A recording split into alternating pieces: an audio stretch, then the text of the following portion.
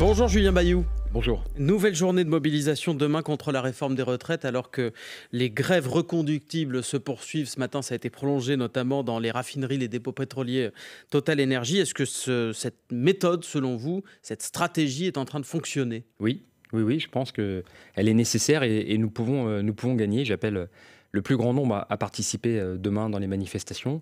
Et puis, pour les personnes qui n'ont pas l'habitude ou qui ne peuvent pas faire grève, à soutenir de manière pacifique, joyeuse, ce mouvement, mettre un message aux fenêtres, donner aux caisses de solidarité. Et vous appelez à la grève, notamment les grèves reconductibles ? Bien sûr, je sais que ce n'est pas évident pour tout le monde. Moi, je n'ai pas de leçons à donner.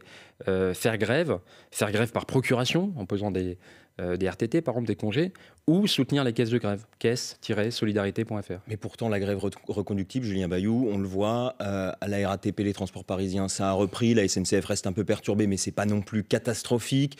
Il n'y a pas de difficultés, ou très peu, dans les stations-service.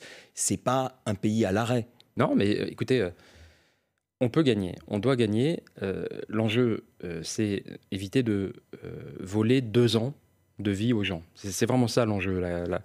On a entendu dans le Flash Info des questions financières, mais il n'y a pas d'enjeu financier sur la question des retraites.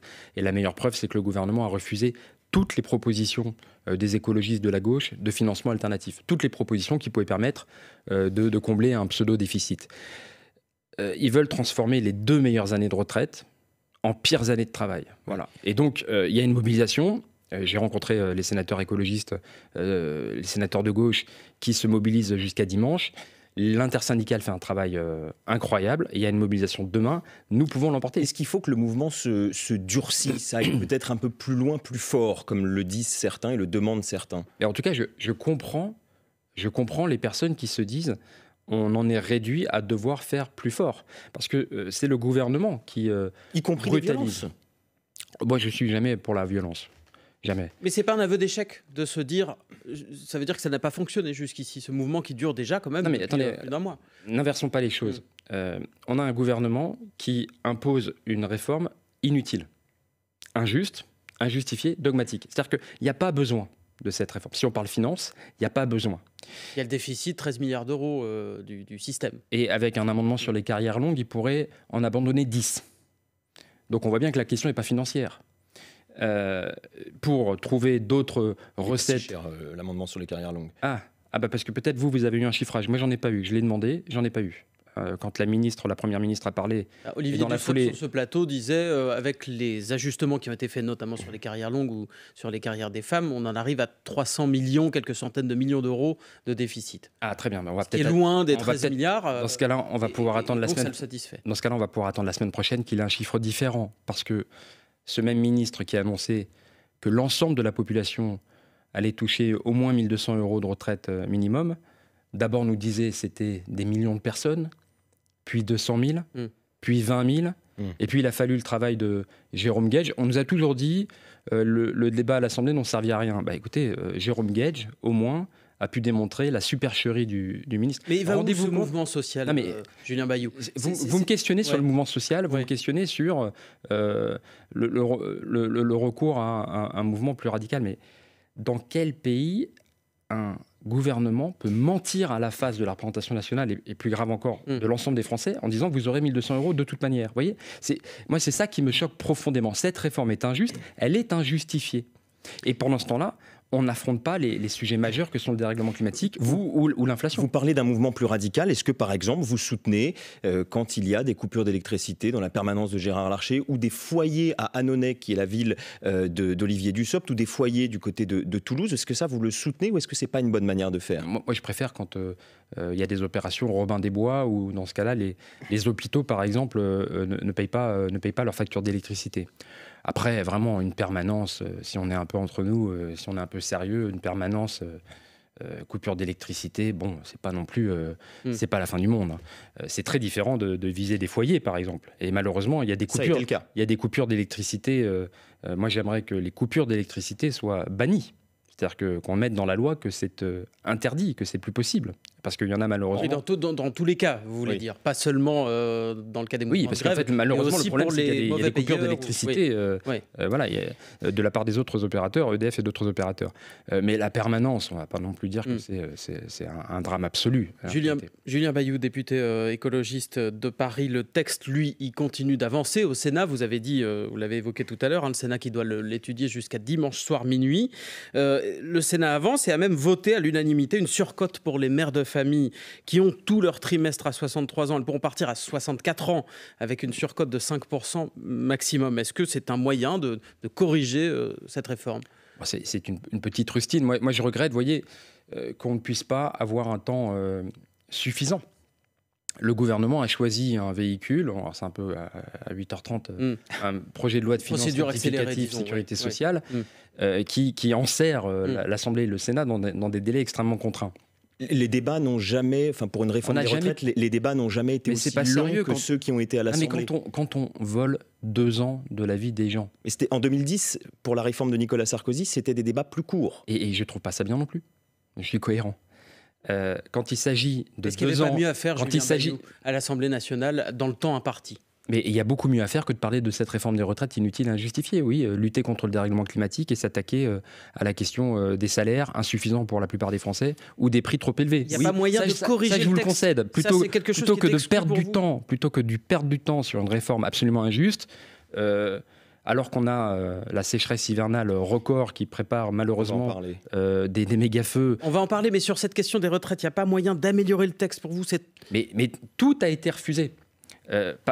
Pénibilité, le gouvernement nous dit « mais j'y crois pas à votre affaire de pénibilité ». Rendez-vous compte qu'un sénateur, François Patria, parlait d'exosquelette pour les déménageurs. Comment voulez-vous qu'on puisse arriver avec des propositions sur la pénibilité ? Tout a été refusé en bloc. Le texte, il va être voté peut-être dès la semaine prochaine par l'Assemblée. Il se passe quoi après ? C'est la fin du mouvement, c'est terminé ? Je ne crois pas, non. Vous savez qu'en 2006, c'est le contrat première embauche.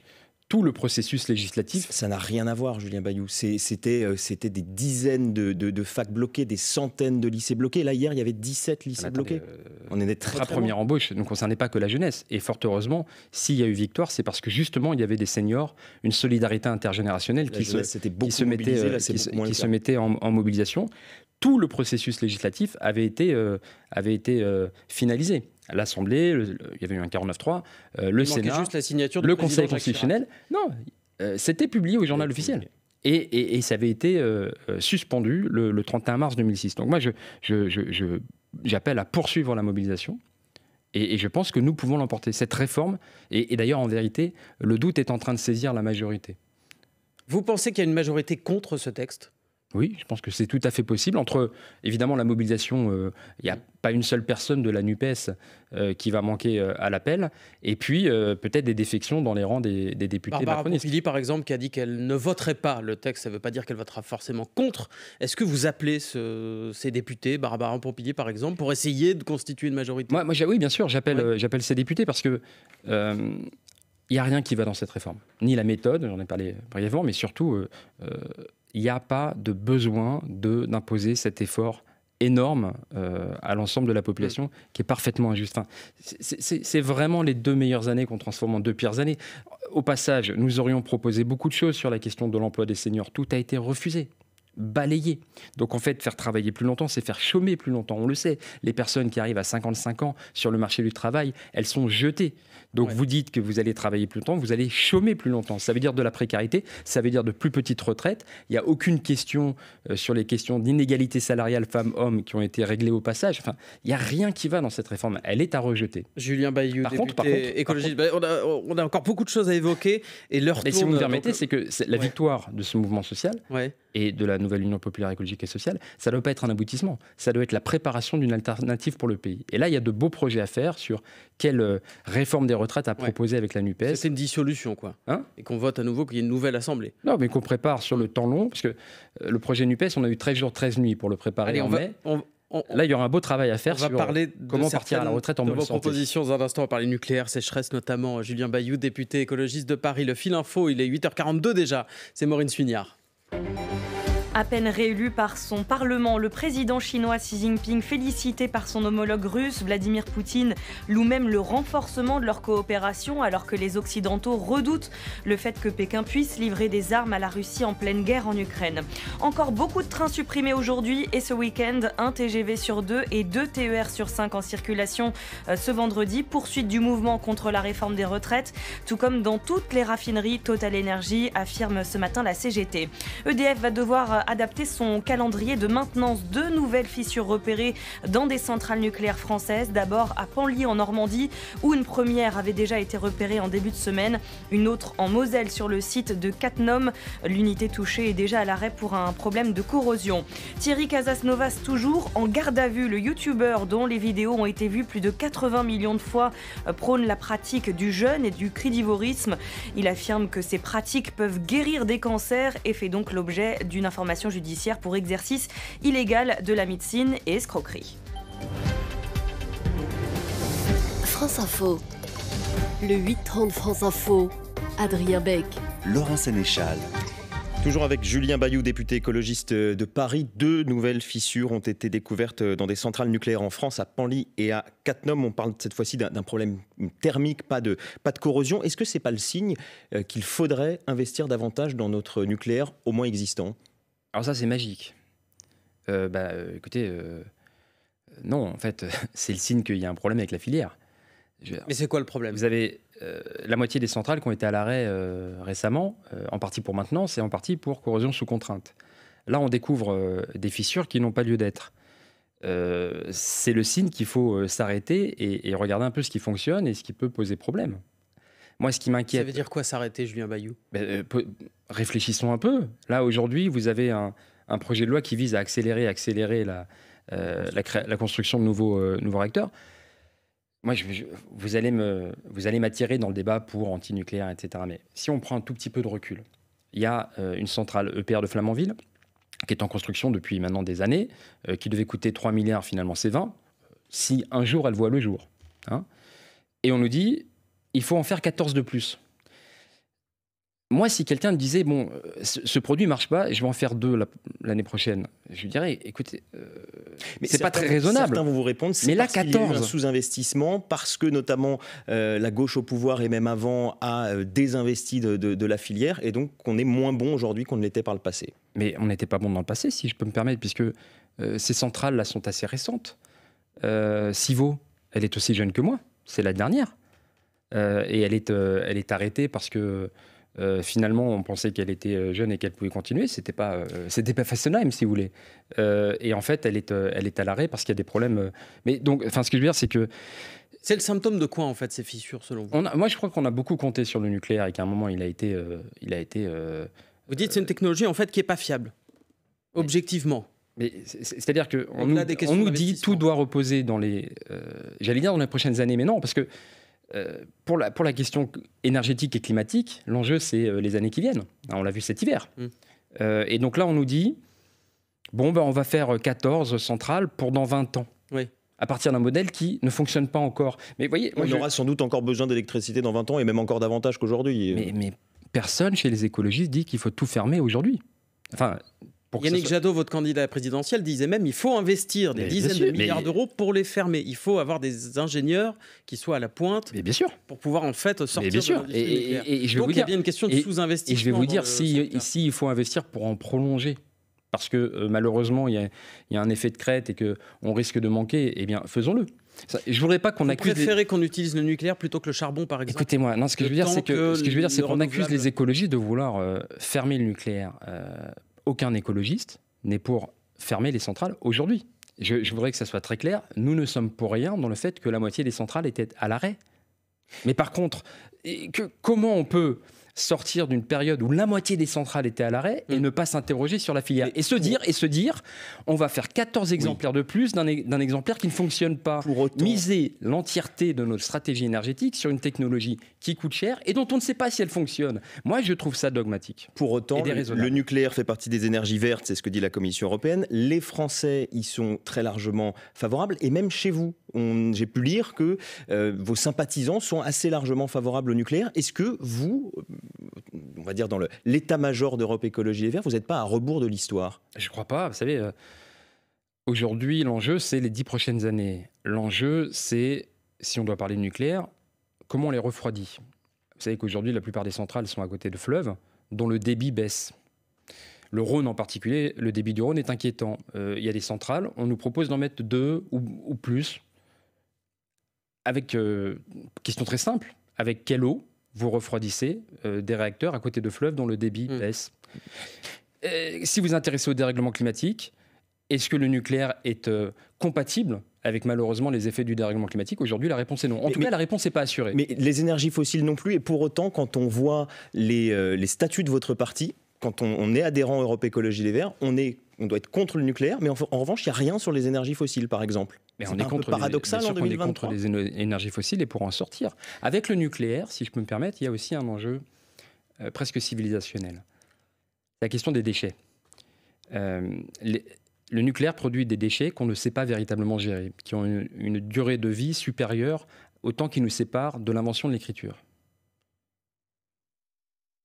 Des durées de vie supérieures à la durée de vie de centaines de générations. Voilà pourquoi, pour les écologistes, il y a une différence fondamentale avec cette énergie. Alors vous présentez une proposition de loi le 6 avril prochain à l'Assemblée, vous qui êtes député écologiste, Julien Bayou, pour interdire les jets privés. Ça veut dire quoi? Que dans votre idée, il n'y aurait plus aucun jet qui pourrait atterrir en France? Voilà, une idée collée. Interdiction des vols en jet privé. Il faut savoir que c'est un vol sur 10 au départ de la France et qui sont beaucoup plus polluants. C'est 0,1% des émissions de gaz à effet de serre, les jets. Oui, mais ça, c'est l'argument que tout le monde utilise pour ne rien faire. Hein. Est-ce que c'est la priorité? C'est ça la question. Eh bien, écoutez, la priorité, c'est de faire ce qui est concret et immédiat. Et donc, c'est la mesure la plus simple. Hein. Interdiction des vols en jet privé. Buzz, dit le ministre Christophe Béchu. Ah bah lui, il n'en fait pas beaucoup pour le coup. Ni d'écologie, ni de buzz. Il passe son temps à annoncer qu'il va annoncer des plans. Mais sur les jets privés Eh bien, sur les jets privés, j'y reviens. C'est la mesure la plus simple qui produit le plus immédiatement des effets concrets pour le climat. C'est très simple. C'est pas compliqué. C'est pas une punition. C'est pas seulement symbolique. L'interdiction des vols en jet privé fait que l'ultra riche qui prenait le jet privé, demain prendra l'avion, et ceux qui même prendront le train. Mais si l'avion est la propriété d'une entreprise, il ne pourra pas voler non plus. Il pourra voler à condition que la personne paye son billet. Non, il ne pourra pas voler non plus. C'est ce qui est écrit dans votre proposition de loi. Interdiction des vols, si vous voulez rentrer dans le détail, interdiction des vols commerciaux non réguliers. Et des vols non commerciaux lorsque l'avion est la propriété d'une entreprise. Non commerciaux, donc quand c'est votre propriété, vous ne pouvez pas voler non plus. C'est très cohérent. Vous avez été choqué, par exemple, par ce qu'a révélé l'émission Complément d'enquête sur France Télévisions, ces 2 jets affrétés par l'Olympique lyonnais pour faire Lyon-Marseille. Oui, c'est incompréhensible. En fait, ce qu'il faut comprendre, c'est qu'une fraction d'ultra riches, parce que le patrimoine moyen des propriétaires de jets, c'est plus d'1 milliard d'euros, qui volent en moyenne à 4 ou 5 par jet, consomment en quelques heures ce que vous pouvez consommer sur des mois. Un aller-retour Paris-Nice en jet, alors que vous pouvez le faire en vol classique, ça consomme l'équivalent, s'il y a quelqu'un qui conduit là, qui nous écoute, des automobilistes, de la consommation d'un automobiliste moyen sur une année. Un an, ouais. Donc c'est plus que symbolique, c'est ce que vous dites. C'est un vrai effet. Alors il y a des effets très concrets en termes de CO2 évités avec cette mesure très simple, c'est facile à mettre en place, mais c'est une question de consentement à la transition. Comment voulez-vous dire aux gens, faites un effort sur la sobriété, si les ultra-riches s'en exemptent complètement? Vous ne pourrez pas embarquer la population, c'est pas vrai. C'est une question de consentement à l'impôt, finalement, ou de consentement à la transition. Faire des efforts, ça doit être partagé. On ne peut pas en exempter les ultra-riches. Julien Bayou, le fil info, 8h51, Maureen Suignard. Emmanuel Macron adresse les condoléances de la France aux proches des victimes et à tous nos amis allemands. Une fusillade a fait plusieurs morts hier soir à Hambourg, en Allemagne. Cela s'est passé dans un centre de témoins de Jéhovah. La situation des finances publiques restera en 2023 parmi les plus dégradées de la zone euro. Le tacle vient de la Cour des comptes dans son dernier rapport annuel. Elle demande au gouvernement de mettre fin au quoi qu'il en coûte, 5% de déficit actuellement. Bercy se défend et assure que son action va permettre de limiter l'inflation et que la situation va s'améliorer grâce en partie à la réforme des retraites. Demain, nouvelle journée de mobilisation nationale contre cette réforme. La grève se poursuit dans certains secteurs aujourd'hui, notamment l'énergie et les transports. Le Sénat continue d'examiner le texte de son côté. Il reste plus d'1 millier d'amendements. Quoi qu'il arrive, ils devront se réunir la semaine prochaine avec des députés pour s'accorder sur une version du texte.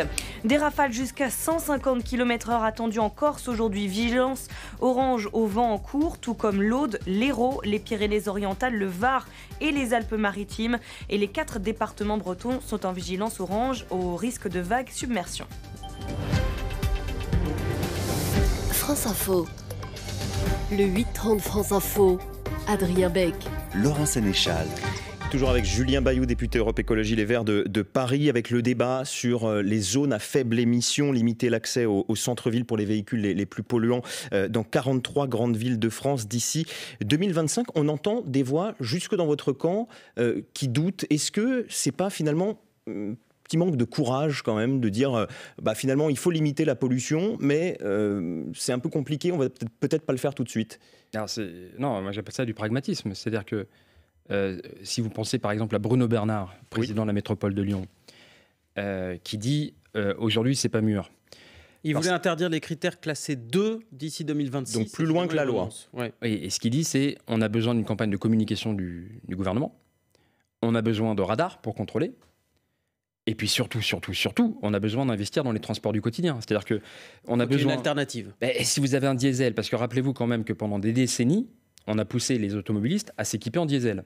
C'était cocorico, quoi. C'était subventionné à la pompe. Le diesel était moins cher artificiellement, payé avec nos impôts. Après, on a enfin, et c'était les écologistes qui le disaient même avant l'OMS, on a dit le diesel est cancérigène, donc il faut à tout prix s'en passer. Et il faut... On a compris, mais est-ce qu'il n'y a pas une contradiction? On n'a pas compris. Votre argument. C'est-à-dire qu'il faut prendre une mesure, mais une mesure, quand on dit transition, il faut que ce mot soit entendu. C'est un accompagnement de la transition, c'est pas juste prendre la mesure. Quand on voit par exemple à Strasbourg, le tarif, le ticket de tram et de bus va augmenter de 20 centimes au 1er juillet, c'est pas quand même, c'est une ville écologiste, je le rappelle, c'est pas la bonne manière de préparer la ZFE quand même. C'est pour ça que je vous dis qu'il faut accompagner les transports du quotidien et que donc l'État débloque les sommes nécessaires. C'est ce que demandent les maires écologistes. Évidemment. On a dépensé des fortunes dans le TGV et la SNCF fait des billets toujours plus chers. Nous demandons l'investissement dans les transports du quotidien. Tous les écologistes le disent tous les jours. Et donc, quand il n'y a pas ces investissements, on a des augmentations. Alors, le pass Navigo en Ile-de-France, malgré les promesses de Valérie Pécresse, ou les villes qui doivent augmenter leurs frais de transport. Parce que vous êtes au courant, inflation et autres. C'est à l'État d'organiser le fait que, on puisse organiser cette transition. Et je rajoute un aspect, parce que tout à l'heure, on est passé un peu trop vite sur les jets privés. Ça n'est pas que symbolique. La personne qui arrive au bord de la zone à faible émission, dans le 93, au bord de la métropole du Grand Paris, ou à Lyon, s'arrête avec son diesel. Et lui, là, cette personne, c'est interdiction de circuler. Mais par contre, il pourra percevoir des jets qui décollent, même en période de pic de pollution, du Bourget ou de Saint-Exupéry. Comment voulez-vous que cette personne elle adhère à la transition si les plus riches en sont complètement exemptés? J'y reviens, c'est une question de cohésion sociale. C'est pas dresser les Français les uns contre les autres, c'est les réconcilier. Tout le monde doit faire des efforts, mais de la même manière que pour les impôts, tout le monde contribue selon ses moyens, et sur la transition, c'est pareil. On ne peut pas demander plus à la personne qui n'a pas pu remplacer son diesel qu'on en demande aux plus riches. Et aujourd'hui, on ne demande rien aux plus riches. Julien Bayou, la liberté d'avoir recours à l'IVG doit être inscrite dans la Constitution. C'est Emmanuel Macron qui l'a dit mercredi. On parle bien de liberté et pas de droit. Est-ce que ça vous convient? Écoutez, déjà, c'est une formidable nouvelle. Dans ces moments si durs, moi, je voudrais déjà rendre hommage, parce que si ce projet de loi voit le jour, c'est d'abord grâce au travail parlementaire de Mélanie Vogel, sénatrice écolo, de Mathilde Panot, présidente du groupe La France Insoumise à l'Assemblée, et d'Aurore Berger, présidente du groupe Renaissance à l'Assemblée. Donc vous voterez un texte qui parle de la liberté Il y aura un débat, parce que... Ce sera une révision constitutionnelle. Quand on parle de la Constitution, le juridique est très politique. La liberté, c'est la liberté, et c'est très protégé par la Constitution. Le droit, c'est plus fort. Ça veut dire que l'État doit garantir et doit vous le permettre. Mais moi, je me réjouis que ce débat puisse prospérer. Je trouve que, vous voyez, c'est... Par rapport à la réforme des retraites, mal emmanchée, dans des débats impossible, des délais contraints. Là, on voit que la société, elle peut avancer, que le Sénat le vote, que l'Assemblée le vote, envoie le signal au président. C'est le même texte donc qui a été voté au Sénat et à l'Assemblée, justement avec cette et justement, le signal est envoyé au Sénat et le signal est envoyé qu'il y a une majorité pour le porter. Marine Le Pen nous a dit c'est pas la peine de protéger ce droit. Nous voyons avec la Pologne, avec la Hongrie, avec les États-Unis, il faut protéger ce droit, il faut l'inscrire dans la Constitution. Je parle de droit, pas de liberté, mais on aura le débat. Et moi, à titre personnel, ma mère, membre du MLF, soutenait des avortements clandestins. Mon grand-père, député socialiste, a voté la loi Veil alors qu'il était dans l'opposition. Et je serais très heureux de voter en congrès le droit à l'IVG pour tout. D'un mot, Julien Bayou, Emmanuel Macron veut aussi avancer, enfin essaye du moins d'avancer encore sur la fin de vie. Est-ce que vous soutiendrez une loi, s'il devait y en avoir une, pour aller plus loin ? Oui, oui. Jusqu'où ? Oui, jusqu'à l'euthanasie ou là le encore, suicide médicalement assisté ? Le droit de mourir dans la dignité. Voilà, ça veut dire existe déjà, d'une certaine façon. Enfin, ça veut tout dire et rien dire à la fois. Aujourd'hui, la réalité, c'est que vous avez les personnes qui ont pu s'organiser pour aller à l'étranger et les autres qui subissent. L'euthanasie en France ? Le droit à l'euthanasie. C'est-à-dire le plus loin. C'est une personne tierce qui a fait ce geste de vous faire mourir. Oui. Vous y êtes favorable. Oui. Julien Bayou, merci beaucoup. Merci à vous. Député écologiste de Paris, invité ce matin du 8h30 France Info. Bonne journée.